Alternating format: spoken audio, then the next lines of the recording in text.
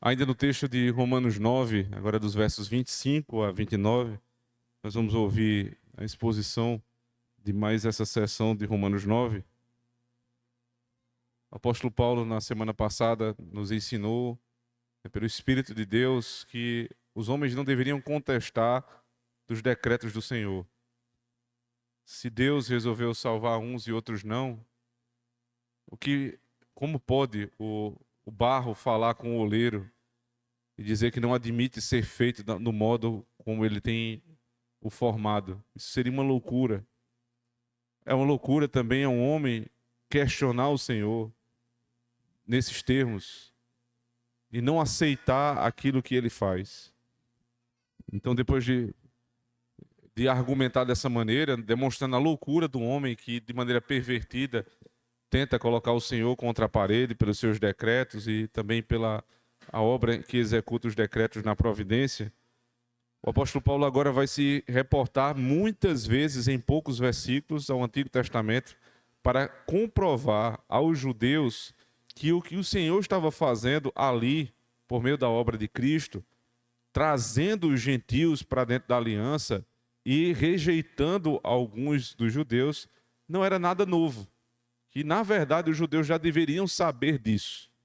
O apóstolo Paulo vai fundamentar isso em textos como Êxodo, capítulo 19, Oséias, Isaías, mostrando que nada do que está sendo feito aqui no Novo Testamento deveria ser novidade, porque já havia sido anunciado a Israel há muito tempo. Então nós vamos ler dos versos 25 até o verso 29 de Romanos 9. Ouçamos a voz do Senhor. Como também diz em Oséias: chamarei meu povo ao que não era meu povo, e amada a que não era amada. E sucederá que no lugar em que lhes foi dito: vós não sois meu povo, aí serão chamados filhos do Deus vivo. Também Isaías clama acerca de Israel: ainda que o número dos filhos de Israel seja como a areia do mar, o remanescente é que será salvo, porque ele completará a obra e abreviá-la-á em justiça, porque o Senhor fará breve a obra sobre a terra. E como antes disse Isaías: se o Senhor dos exércitos não nos deixar a descendência, teríamos nos tornado como Sodoma e teríamos sido feitos como Gomorra. Amém. Vamos orar. Santo Deus, nós nos colocamos na Tua presença mais uma vez, certos que, assim como Tu falastes conosco esta manhã, por meio da pregação, o Senhor o fará novamente. Mas precisamos, Senhor Deus, e dependemos do Teu Espírito para que nós possamos compreender. Que haja, Senhor Deus, compreensão não apenas racional, mas a compreensão que faz o nosso coração se inclinar à Tua palavra.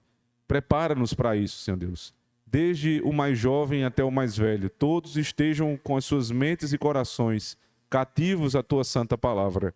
E que o Senhor me use, Senhor Deus, apesar de todas as muitas limitações e também, Senhor Deus, por conta daquilo que o nosso espírito pecaminoso, Senhor Deus, faz com que muitas vezes queremos dizer algo da nossa própria língua. Fala somente o Senhor esta noite e conduze esta pregação para que, ao final dela, o Teu povo seja mais sábio e o Teu nome seja engrandecido. É assim que nós te pedimos em Cristo nosso Senhor.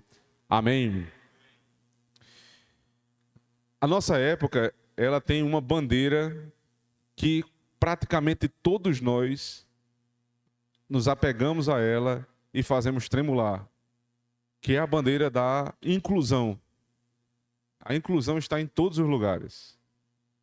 A inclusão, por exemplo, quando você vai fazer um projeto arquitetônico, você tem que incluir todas as pessoas com deficiências motoras, de todas as naturezas, especificar cada uma das necessidades dessas pessoas.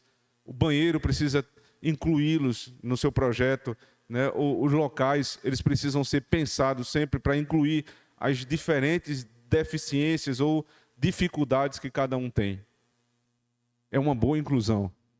É uma forma de pensarmos na limitação do outro e de atentarmos para que aquela pessoa também possa ter o mínimo de conforto, mesmo tendo as debilidades próprias que ele traz com o seu físico. Temos também há outros tipos de inclusão. A igreja é mestre em inclusão. A igreja sempre está de portas abertas para o branco, para o preto, para o rico, para o pobre. A igreja do Senhor, historicamente, é o lugar mais inclusivo, não importa a época. Então nós não precisamos de uma bandeira nova para falar de inclusão, porque a igreja do nosso Senhor Jesus Cristo sempre foi inclusiva. Apesar de ter uma lei e de primar por essa lei, a igreja sempre abraçou todos os pecadores que desejam ter uma vida nova. A sociedade como um todo tem extrapolado muitas vezes essa ideia de inclusão de uma forma que princípios e valores precisam ser deixados de lado para incluir determinadas classes. E no final das contas, estas classes elas não são apenas incluídas, elas passam a ser soberanas. Elas ditam regras acima da maioria. Então, aquilo que a desculpa inicial era para incluir, para facilitar, para ter mais respeito, no final das contas se torna uma grande ditadura. O nosso país está inundado desse tipo de pensamento. E isso tem inclusive invadido a igreja. As pessoas, usando da mesma expressão de inclusão, elas falam sobre coisas distintas. Enquanto nós reclamamos para a igreja este título de ser a instituição mais inclusiva da história da sociedade em todas as épocas, hoje o que se quer colocar como pecha à igreja é que a igreja é exclusivista, que a igreja é elitista, que a igreja segrega. Mas a igreja não segrega, a igreja inclui. Por outro lado, à medida que ela inclui, né, nas suas programações, a possibilidade de muitas pessoas participarem de quase todos os seus eventos públicos, ela tem as suas próprias regras. Porque aqui, apesar da inclusão ser algo natural, é necessário também que a lei de Deus, que governa todas as coisas, coloque freios no comportamento das pessoas dentro da igreja. Então a igreja é extremamente inclusiva, ela recebe pessoas de todas as classes sociais, né? Ela recebe inclusive de todos os credos, do ponto de vista que ela está aberta para que todos possam, de alguma forma, ter acesso ao culto público, mas ela segrega. Por exemplo, quando nós vamos tomar ceia, nós dizemos que aquela é a mesa do Senhor e que estão aptos a participar dela somente aqueles que estão debaixo da aliança, em comunhão com Deus. Então, até aquele momento, os nossos visitantes, eles participavam assistindo, e assim deve ser colocado a participação daqueles que não são membros da Igreja de Cristo no culto, eles assistem o culto, mas não prestam o culto. E fica muito claro essa divisão quando nós chegamos à mesa do Senhor, onde somente os crentes que professaram publicamente a sua fé e têm uma vida adequada à sua pública profissão, têm acesso à mesa. Então a igreja, à medida que inclui, ela também segrega. À medida que ela abre as suas portas, ela também fecha. Porque existe um limite nessa inclusão. Nós não incluímos fazendo concessões com os nossos valores. Nós incluímos para que pessoas que tenham valores distintos aos de Cristo conheçam os valores da igreja e mudem a sua percepção de valores, reconhecendo que os valores do reino de Deus são muito superiores a qualquer outro que um homem possa imaginar. Então a igreja é inclusiva sim, mas ela não vai seguir os modismos dos homens, nem as cartilhas de determinadas classes que se colocam como uma classe participante de todos os eventos da sociedade, mas não tentando se colocar dentro dessas associações em submissão, mas querendo perverter aquilo que já foi posto durante décadas e séculos, como na Igreja de Cristo, se fazendo agora superiores àquilo que já estava posto anteriormente. Então, todo aquele que se levantar contra a igreja será segregado, porque o poder de Cristo é superior ao poder de qualquer classe desse mundo. Mas todos aqueles que vêm à igreja e buscam na igreja inclusão em submissão à palavra de Deus serão extremamente bem acolhidos. Os judeus, tinham um pensamento muito próprio a respeito dessa inclusão. Eles, no Antigo Testamento, tinham alguma abertura para a inclusão, desde que você se tornasse verdadeiramente um judeu, que você circuncidasse o seu filho e a si próprio, que você começasse a participar dos ritos. Então, a igreja judaica também era, de certa forma, inclusiva, mas ela não abria para todos, de qualquer forma. Se você era um estrangeiro, você deveria ser um prosélito, você deveria se converter ao Deus de Israel e seguir as regras de Israel e respeitar a lei de Israel, porque eles estavam dentro da casa de Israel. E é justo, né, justíssimo, aliás, que aqueles que são recebidos numa casa sigam as regras da casa. A questão é, enquanto Israel estava fechado no Antigo Testamento dessa maneira, as coisas eram mais fáceis de ser compreendidas. Mas à medida que o Evangelho chega e que eles passam a entender, à luz do que Cristo disse em Atos capítulo 2, que eles deveriam sair de Jerusalém e buscar os confins da terra, a situação começou a complicar, e muito para alguns judeus, porque eles já não compreendiam mais como lidar com esta inclusão. Como nós, sendo judeus, vamos receber pessoas de todas as regiões, sem que eles se tornem judeus também? A dificuldade era muito grande, a ponto de que, em Atos capítulo 2, depois do sermão de Pedro, né, e depois também do Espírito Santo ter descido ali sobre pessoas de muitas localidades, e as línguas serem compreendidas umas nas outras, ou seja, um que falava uma determinada língua e não conhecia outra, acabou compreendendo o que o seu semelhante de outra região falava. Ali se desenhou o que seria o Evangelho. O Evangelho transporia as nações, transporia os limites linguísticos, para que todos pudessem crer no mesmo Senhor.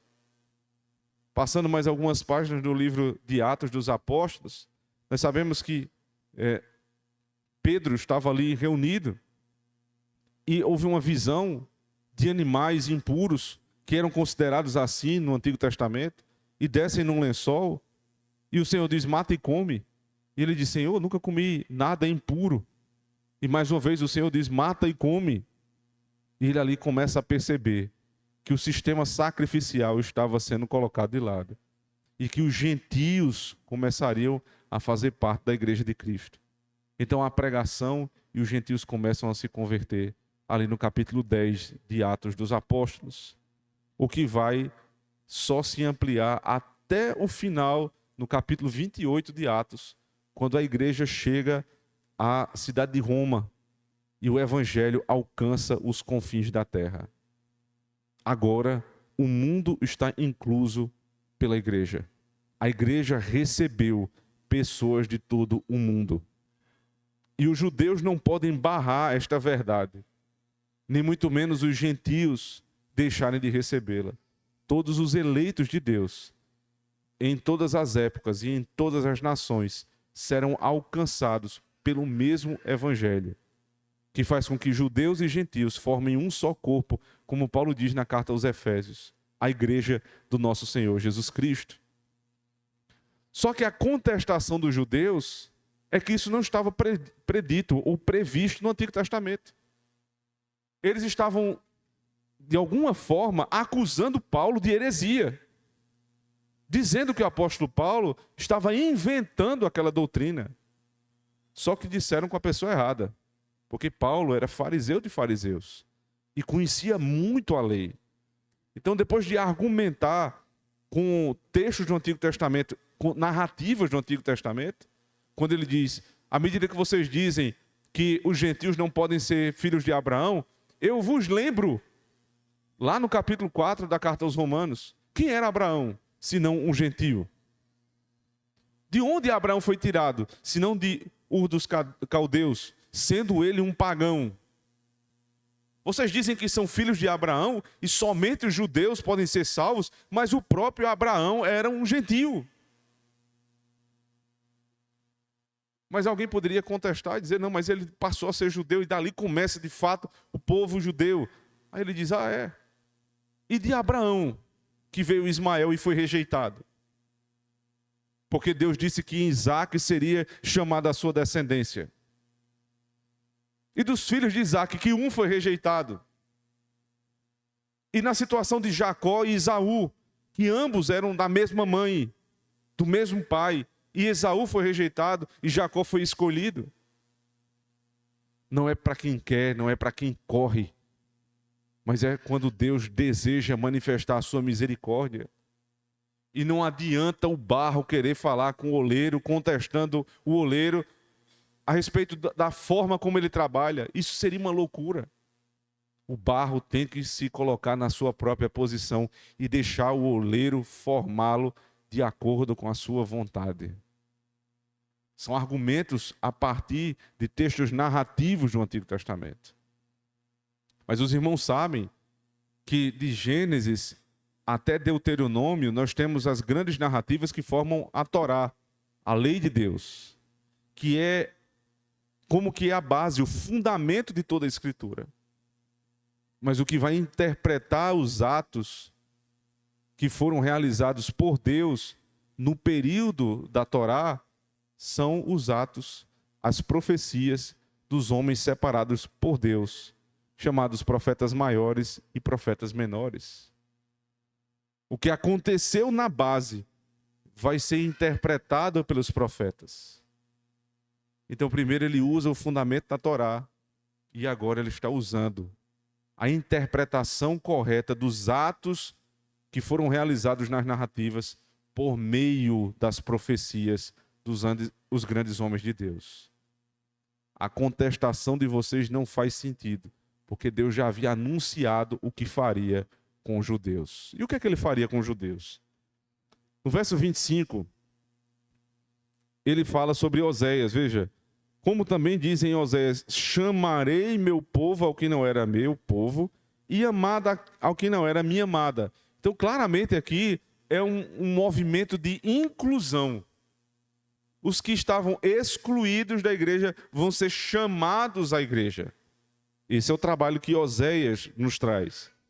Mas depois, no verso 27, ele passa a citar Isaías. Também Isaías clama acerca de Israel. Ainda que o número dos filhos de Israel seja como a areia do mar, o remanescente é que será salvo. Veja, os que não eram meu povo vão se chamar meu povo. É uma inclusão enorme de muitas pessoas que estavam fora da aliança e agora são atraídas por Deus para a aliança. Esses são os gentios. Mas o que ele fará com Israel já havia sido anunciado. É o contrário. Ele retirará da aliança muitos. E só alguns é que vão ser salvos. Os de fora, poucos se perderão, muitos serão salvos. Ou seja, o número é enorme. Mas os que pensavam estar guardados, mas negaram Cristo, o número dos que vão se perder é enorme. E o número dos que vão ser salvos é pequeno. Então o anúncio aqui para os judeus é terrível. Os gentios que não tinham lei, que não tinham sistema sacrificial, agora vão ser abraçados pelo Senhor, incluindo-os na aliança. E vocês que vivem em orgulho espiritual, achando que simplesmente por terem nascido em Israel estão salvos, só o remanescente é que se salvará. É esse tipo de argumentação que Paulo está fazendo aqui. Mas ele fará, como eu já disse, com base nos profetas. E a profecia de Oséias é melhor compreendida se antes dela nós voltarmos para a Torá, lá em Êxodo capítulo 19, versos 5 e 7, para saber o que Deus disse a respeito de Israel quando eles estavam chegando ao Monte Sinai. Por favor, abra comigo. Êxodo 19, versos 5 e 7.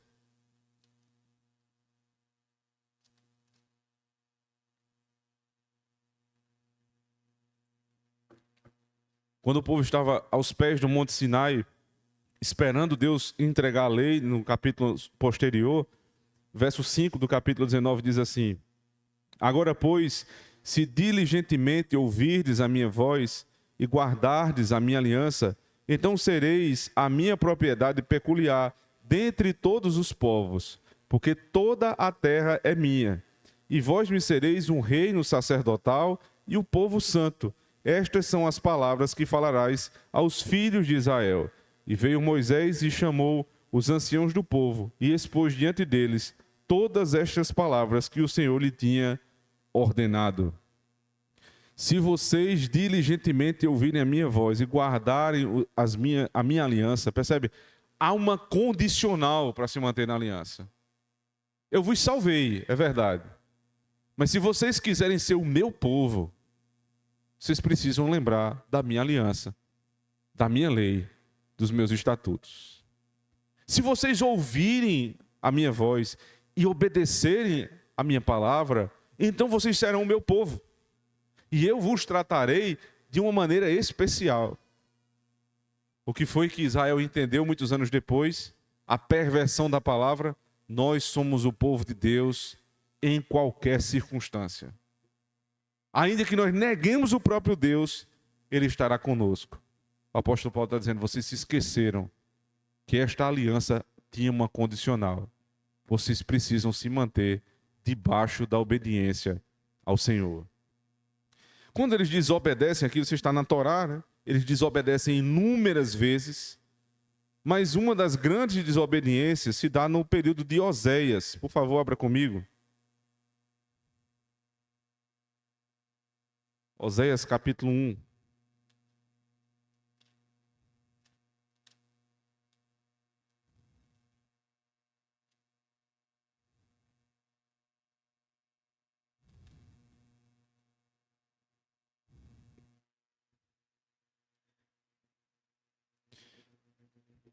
No início do capítulo 1, diz assim: palavra do Senhor que foi dirigida a Oséias, filho de Beeri, nos dias de Uzias, Jotão, Acais, Ezequias, rei de Judá, e nos dias de Jeroboão, filho de Joás, rei de Israel. O princípio da palavra do Senhor por meio de Oséias. Disse, pois, o Senhor a Oséias: vai, toma uma mulher de prostituições e filhos de prostituição, porque a terra certamente se prostitui, desviando-se do Senhor. Foi, pois, e tomou a Gomer, filha de Diblaim, e ela concebeu e lhe deu um filho. E disse-lhe o Senhor: põe-lhe o nome de Gisriel, porque daqui a pouco visitarei o sangue de Gisriel sob a casa de Jeú, e farei cessar o reino da casa de Israel. E naquele dia quebrarei o arco de Israel no vale de Gisriel. E tornou ela a conceber e deu à luz uma filha. E Deus disse: põe-lhe o nome de Lo-Ruama, porque eu não tornarei mais a compadecer-me da casa de Israel, mas tudo lhe tirarei. Mas da casa de Judá me compadecerei, e os salvarei pelo Senhor seu Deus, pois não os salvarei pelo arco, nem pela espada, nem pela guerra, nem pelos cavalos, nem pelos cavaleiros. E depois de haver desmamado a Lo-Ruama, concebeu e deu à luz um filho. E Deus disse: põe-lhe o nome de Lo-Ami, porque vós não sois meu povo, nem eu serei o vosso Deus. Êxodo 19 nos informou que se eles se mantivessem na aliança, obedientes a Deus, confessando que só o Senhor é o Deus verdadeiro, Deus seria o Deus deles e eles seriam um povo santo. Passados muitos anos, aqui no período de Oséias, já com o reino dividido, você tem o reino do norte, o reino de Israel, com 10 tribos, e o reino de Judá, o reino do sul, com apenas 2 tribos. O reino do norte, ele se depravou tanto espiritualmente, que veio a ser conhecido como, lá em Atos é mencionado, como Samaria. A região de Samaria estava no reino do norte. E ela foi conhecida como uma região onde a religião se entregou ao sincretismo. Ou seja, a mistura de muitas religiões formou o reino do norte. E por conta desse sincretismo religioso, onde eles abraçaram muitos tipos de idolatria, Deus se irou contra Israel e Deus estava lançando os assírios contra esse povo ali por volta do ano 720 a.C. E no meio dessa confusão toda, né, no período ali em que Oséias vive, Deus fala com o profeta e diz ao profeta: você vai tomar uma mulher de prostituição. Ele vai se casar com uma prostituta. E por que Oséias tem que se casar com uma prostituta? Porque ele vai encenar no seu casamento aquilo que Israel estava fazendo com Deus. Oséias seria como Deus e esta mulher chamada Gomer, a prostituta, seria como Israel. Você vai se casar com essa mulher para mostrar o que Israel, como igreja, tem feito contra mim. E vocês vão ter filhos da prostituição.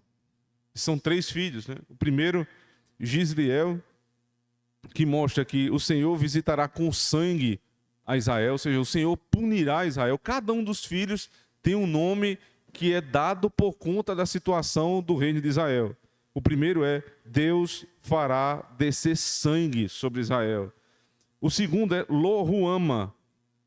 Toda vez que vocês perceberem que antes do nome tem um Lo quer dizer não em hebraico. Então, é não Ruama, ou seja, não, ela é não compadecida, não amada. É uma pessoa que não tem o amor divino. Se Deus vai visitar com sangue Israel, Deus não está demonstrando o seu dissabor com Israel. Ela é uma Lo-Ruama, a que não terá o compadecimento de Deus. E o terceiro filho, no verso 8, no verso 9, é chamado de Lo-Ami. Aqui uma junção de 3 partículas no hebraico. Lo, os irmãos já sabem, não. Am, que vem de povo, e esse izinho no final é o pronome possessivo, meu. Então, não povo meu. Como é o nome dessa pessoa? Não povo meu. Não é meu povo. Por conta da idolatria, eu vou derramar sangue sobre vocês. Eu não vou me compadecer mais de vocês. E vocês não são mais o meu povo. Tudo isso encenado numa família. Oséias precisou se casar com uma prostituta, ter 3 filhos com estes nomes, para anunciar a Israel o tamanho da sua perversão. E aí no final do capítulo 1, no verso 10, diz assim: todavia o número dos filhos de Israel será como a areia do mar, que não pode medir-se nem contar-se. E acontecerá que no lugar onde se lhes dizia, vós não sois meu povo, se lhes dirá, vós sois filho do Deus vivo. Aqui parece que é uma profecia simplesmente para Israel. Mas eu vou daqui a pouco explicar a vocês que é mais do que isso. Tanto na interpretação de Pedro, quanto na interpretação de Paulo, lá em Romanos 9. De onde é que Oséias tira essa expressão, né? Todavia o número dos filhos de Israel será como areia do mar. Se você voltar comigo lá para Gênesis 22, quando o Senhor faz com que Abraão suba ao monte,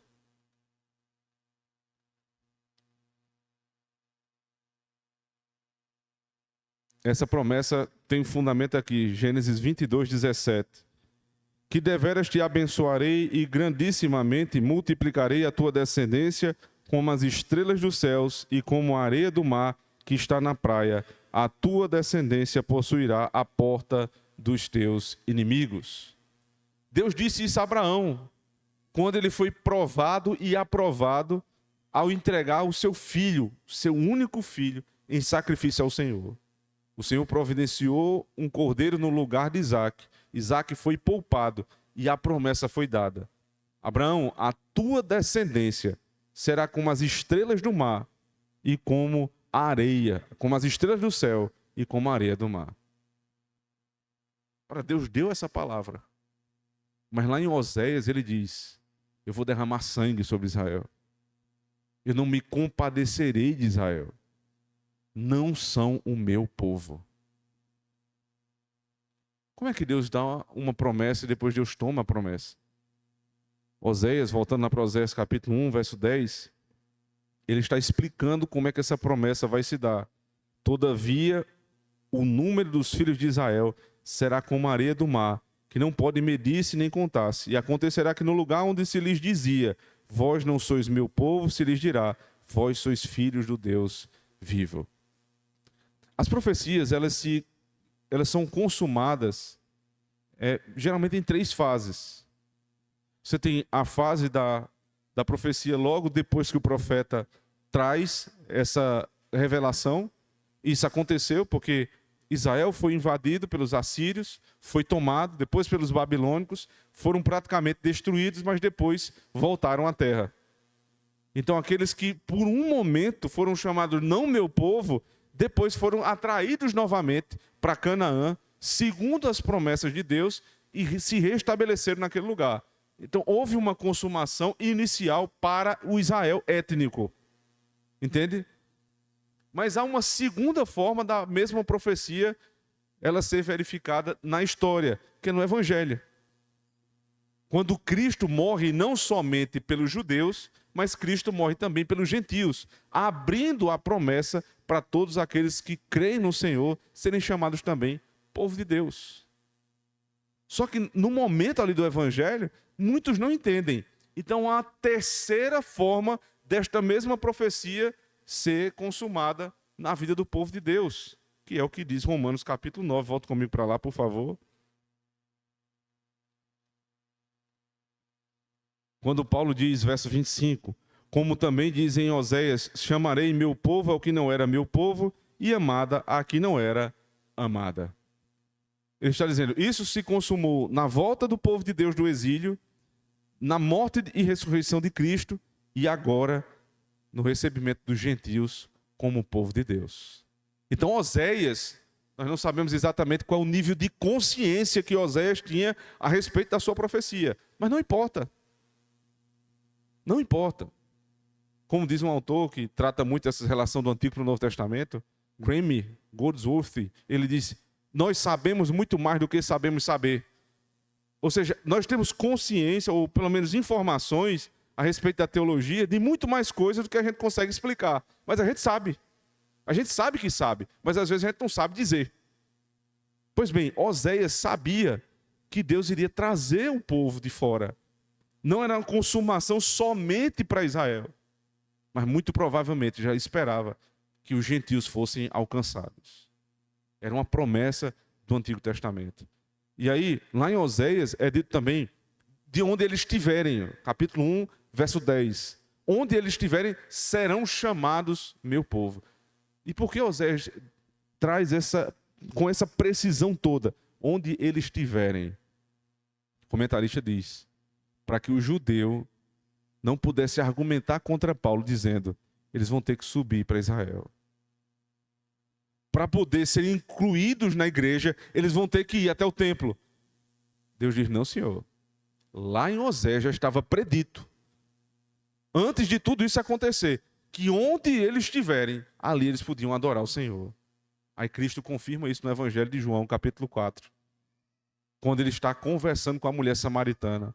E ela pergunta, onde é que eu devo subir para adorar? No Monte Gerizim, no Monte Sião? Aonde é que eu devo adorar? Jesus diz, é chegada a hora que os verdadeiros adoradores adorarão em espírito e em verdade. Não importa mais o lugar. E é isso que está acontecendo hoje aqui. Nós não éramos povo de Deus. Nós não éramos amados de Deus. Nós estávamos fora da aliança. Nós não fomos incluídos na aliança. Nós éramos pagãos. Mas o mesmo Deus que salvou Abraão, pagão, como qualquer um de nós, nos salvou também. E esta verdade, irmãos, é a verdade que pode atingir e salvar muitas pessoas que nós achamos atualmente que não podem ser salvas. Familiares, amigos, colegas de trabalho, que nós olhamos assim e dizemos, é um blasfemo. E muitas vezes são de verdade. Não há mais jeito para fulano. Aquele ali não tem o que fazer. Nós deveríamos olhar para nós mesmos e pensar, se teve jeito para mim, tem jeito para qualquer um. Se Deus conseguiu me salvar, era a coisa mais impossível, porque eu não conheço realmente o coração de fulano, mas eu me conheço. E eu sei do quão sou rebelde. Se ele me salvou, é claro que é possível que estas pessoas que não são povo de Deus, não são amados de Deus, passem a ser incluídos na promessa. Aí Pedro, primeira carta de Pedro, capítulo 2, tomando por base a mesma palavra, capítulo 2, versos 9 e 10.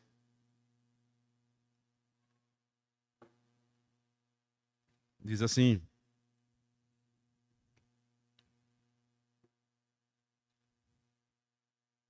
eu queria só atentar para quem Pedro fala, né? Verso 1 do capítulo 1. Pedro, apóstolo de Jesus Cristo, aos estrangeiros dispersos no Ponto, Galácia, Capadócia, Ásia, Bitínia, eleitos segundo a presciência de Deus Pai, em santificação pelo Espírito, para a obediência e a aspersão do sangue de Jesus Cristo, graça e paz vos sejam multiplicadas. Pessoas de todos os lugares, dispersos no mundo, mas todos incluídos na igreja. Ele diz no verso 9 do capítulo 2: mas vós sois a raça, a geração eleita, o sacerdócio real, a nação santa, o povo adquirido, para que anuncieis as virtudes daquele que vos chamou das trevas para a sua maravilhosa luz.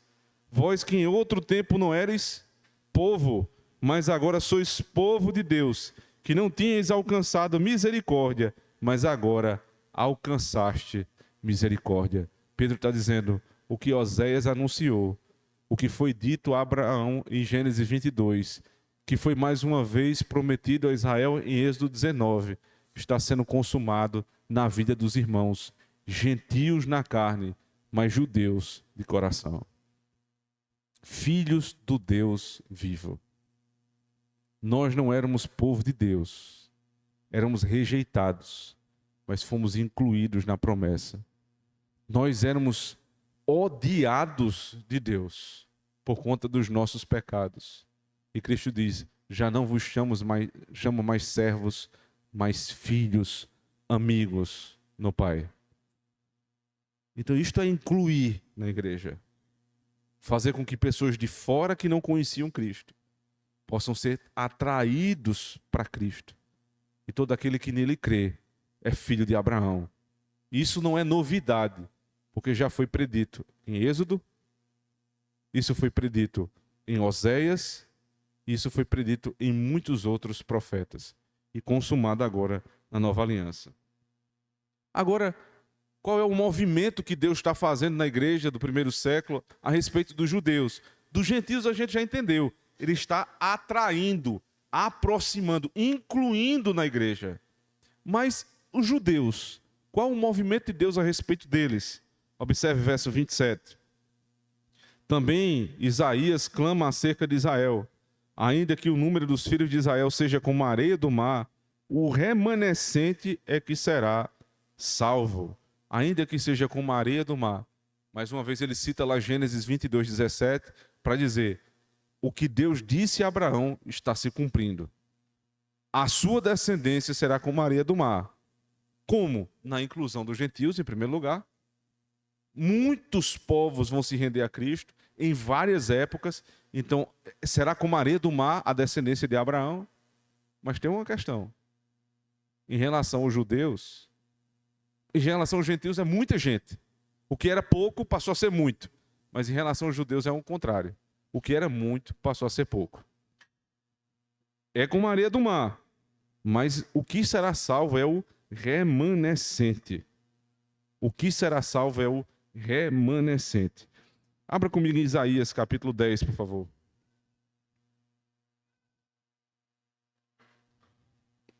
Isaías 10.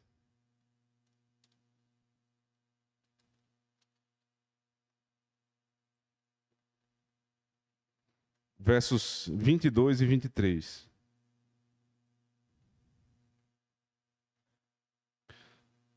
Porque ainda que o teu povo, ó Israel, seja como a areia do mar, só um remanescente dele se converterá. Uma destruição está determinada, transbordando em justiça. Porque determinada já a destruição, o Senhor Deus dos exércitos a executará no meio de toda esta terra. Isaías está falando isso no contexto em que a Assíria será destruída. Um anúncio da destruição da Assíria. O povo que foi usado por Deus para punir Israel.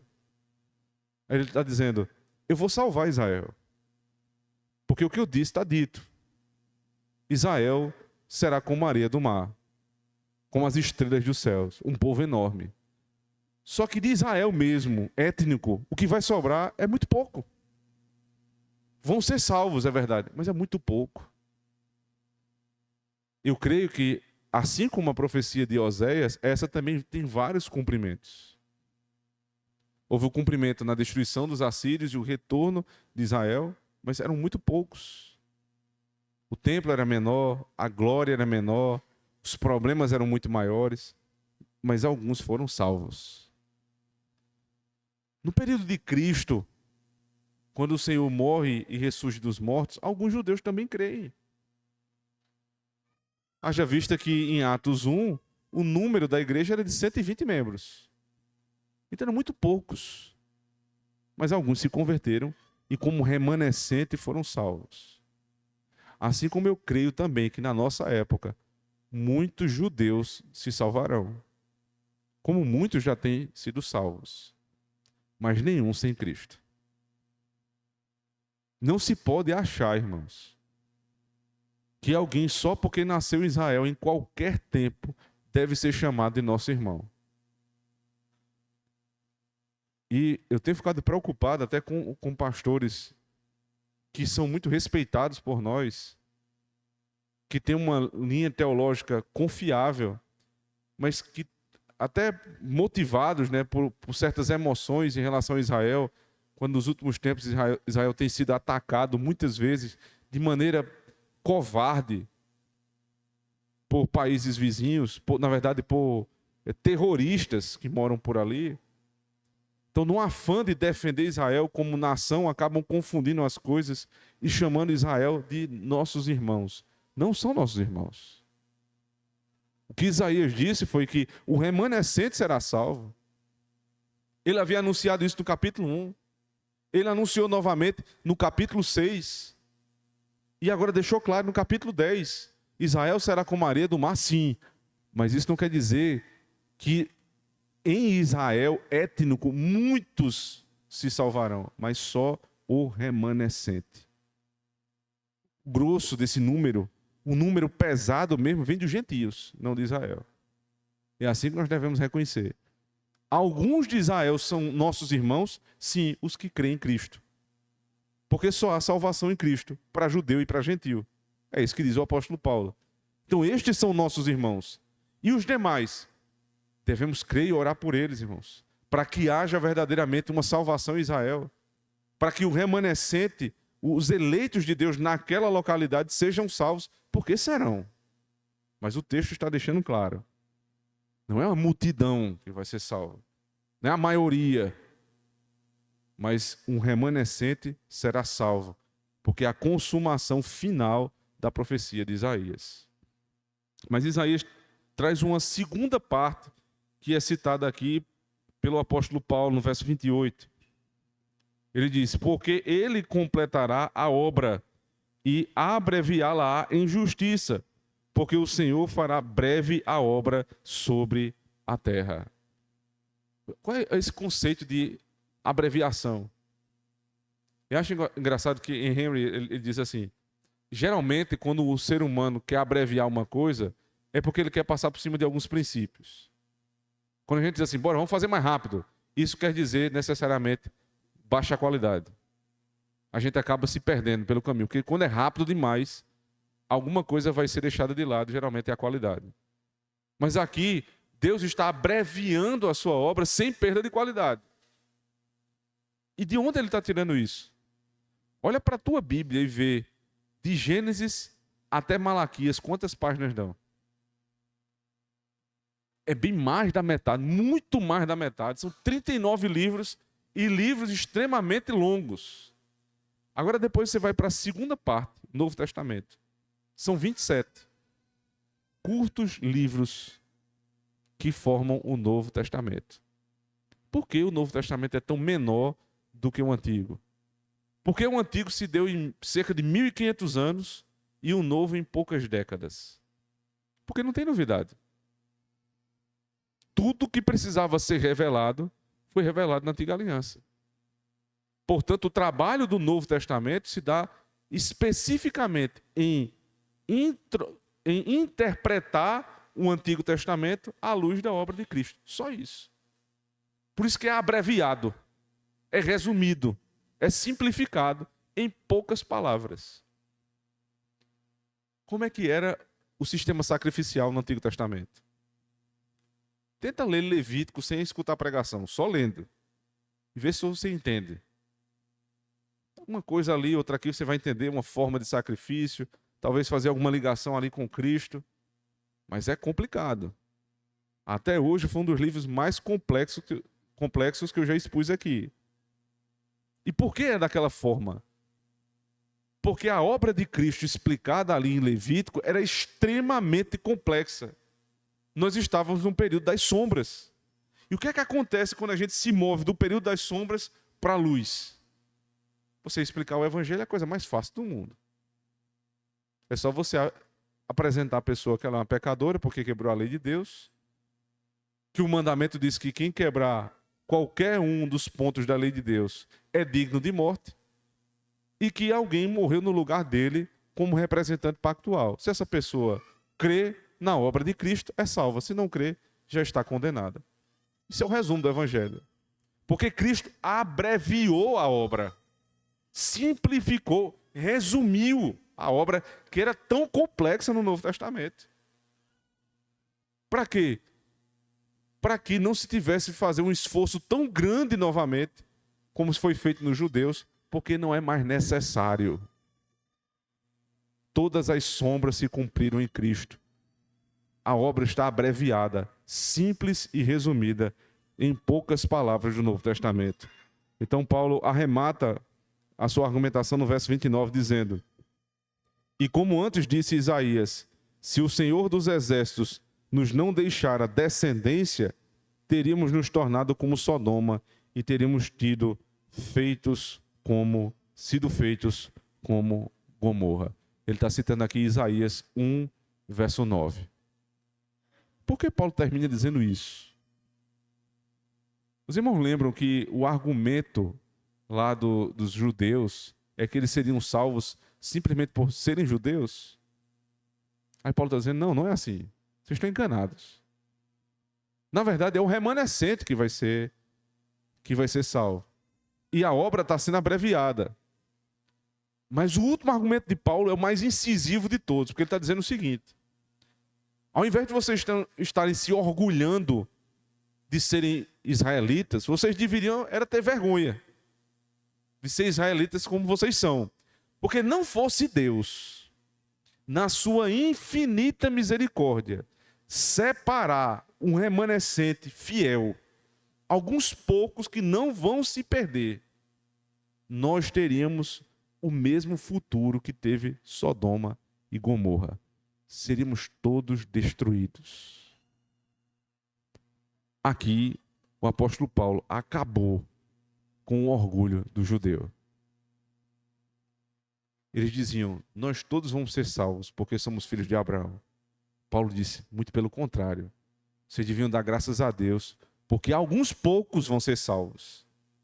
Porque se fosse por mérito, vocês teriam exatamente o mesmo futuro de Sodoma e Gomorra. Estariam destruídos. Os irmãos lembram que em muitas ocasiões o espírito de Israel era o de Sodoma. Lembram lá em Juízes? Quando eles se juntaram para violentar uma mulher a noite inteira e depois entregá-la na porta da casa do seu marido? Qual foi a analogia que foi feita àquele texto? Sodoma e Gomorra. Israel, desde sempre, trouxe um coração tão pecaminoso quanto o de Sodoma e Gomorra. O que é que diferenciou alguns de Israel? Deus havia escolhido alguns para serem seu remanescente fiel. Juntamente com outros dos gentios, formarão a igreja. A doutrina da soberania de Deus, da eleição, termina aqui. Ao invés de vanglória e soberba, humilhação e miséria. Vocês se achavam demais, mas eu vou incluir os judeus no lugar de vocês. Vocês se achavam santos demais, puros demais, salvos demais. Pois bem, naturalmente, vocês seguiriam o mesmo caminho de Sodoma. Se alguns poucos se salvarem, deem graças pela misericórdia de Deus. E agora, o que vai dizer o interlocutor virtual do apóstolo Paulo? Ele acabou com qualquer argumento. Mas o problema não é o interlocutor virtual de Paulo. O problema é o nosso coração.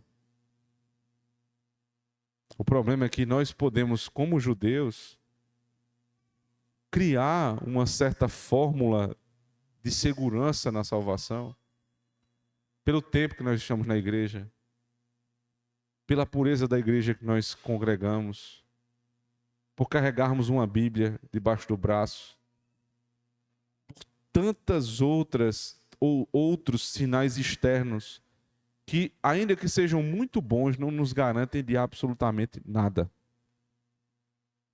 Você foi incluído na igreja externamente, que bom. Mas não se orgulhe disso. Não ache que esta é a tua grande segurança. Porque foi exatamente o mesmo argumento refutado por Paulo diante dos judeus. Mas nós devemos lembrar que Cristo deseja nos incluir e nos fazer permanecer na sua aliança. Se ouvirmos a sua voz, se obedecermos os seus mandamentos, nós temos verdadeira segurança que estamos nele. Que quando pecarmos, ele é fiel e justo para nos perdoar todo o pecado. Mas na queda, nós não vamos bater no peito e dizer, porque eu sou judeu, porque eu sou da igreja tal, porque eu dou o dízimo, porque eu faço isso, eu faço aquilo. Mas não. Nós vamos clamar ao Senhor.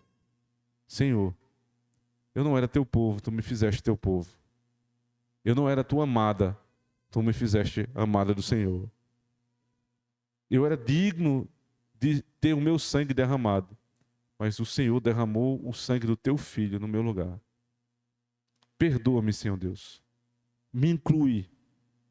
Me preserva no número daqueles que serão salvos, por amor ao teu nome e pela tua misericórdia. Essa é a verdadeira inclusão de Cristo, da igreja. Essa é a verdadeira forma de lidarmos com a doutrina da eleição. Humilhados, prostrados, clamando ao Senhor e dando graças a Deus, porque não temos o mesmo futuro de Sodoma. Deus seja louvado por isso. Amém. Vamos orar.